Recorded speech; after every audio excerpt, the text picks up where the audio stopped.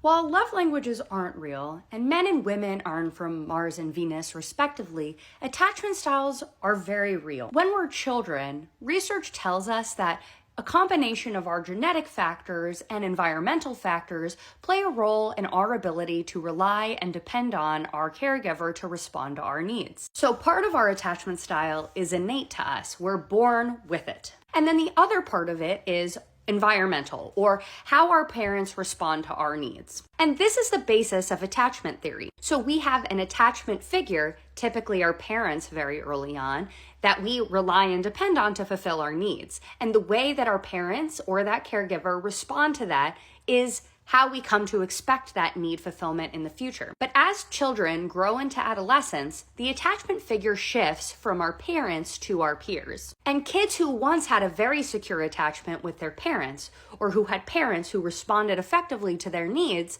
may have peer relationships that aren't the same, which means those children can develop an insecure attachment. So as adolescents encounter more meaningful relationships out in the wild, we find that their attachment is pretty malleable or changeable. Now, a lot of what we know about attachment styles is really in children. And this idea of adult attachment is sort of analogous to childhood attachment, but it's different. Our attachment as adults is not necessarily linked to our attachment as a child. So no, the way in which your parents treated you is not necessarily the attachment that you're carrying with you through your entire adult life. Research finds that there's only very weak and inconsistent support for a link between the two kinds of attachment. Our adult attachment is really more impacted by more proximal interpersonal interactions, or those interactions with an attachment figure much closer to today than back in the day with our parents. And attachment may function differently depending on the kind of relationship we're talking about.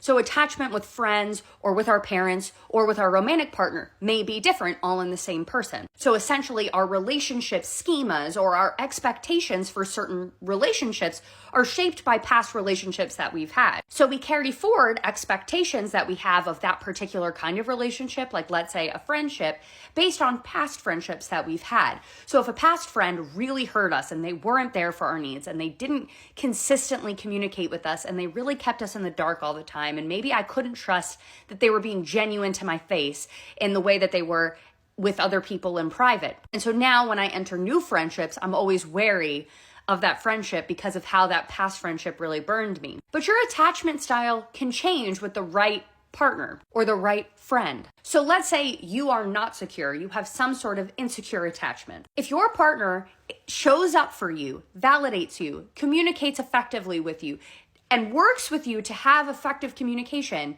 over time, you can become securely attached. You can sort of overwrite past experiences. And that's why when people on TikTok talk about how you have to be on the lookout for avoidant or anxiously attached people and not date them because they're bad news and they're big red flags and they're never going to treat you right. All it takes is the right partner to be consistent with a person over time for someone to become more securely attached. That is not a static, unchangeable quality of a person. It is a response to how people have treated you in the past. So here's the thing, bottom line, people shouldn't be psychoanalyzing other people or strangers that you've not even met yet on dating apps. If a person isn't texting you back, it's not because they're avoidantly attached. Maybe they're just not interested in you. Not everything is about attachment. And I think it's way overused and over-relied on TikTok and otherwise. So in my opinion, we shouldn't psychoanalyze ourselves and we shouldn't psychoanalyze others. Attachment styles probably don't matter as much as we think they do.